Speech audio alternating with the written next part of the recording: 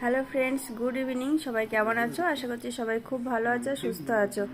তো দেখো, আমার ছেলেকে নিয়ে আমরা 3 দিন হসপিটালে ভর্তি ছিলাম। তো গতকাল রাত্রিতে আমরা বাড়ি এসেছি। তো ওর হঠাৎ করে রাত 12টার সময় ফিটস আসে, আমরা বুঝতে পারিনি।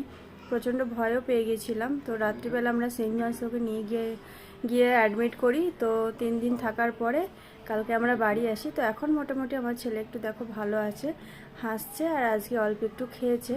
3 দিন টানা কি বলবো, স্যালাইন, অক্সিজেন আর ইঞ্জেকশন তো আছেই।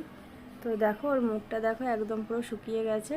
বিরু বাবা এদিকে তাকাও তো, একটু স্মাইল করে দাও তো মা, স্মাইল। তো তোমরা সবাই আমার ছেলের জন্য প্রার্থনা করো, ও যেন আগের মতো আবার একটু হাঁটাচলা করতে পারে, আবার যেন আমার হাত ধরে হাঁটতে পারে, আর ওর মুখে যেন হাসিটা সবসময় থেকে যায়, এটাই। তো চলো, সবাইকে টাটা।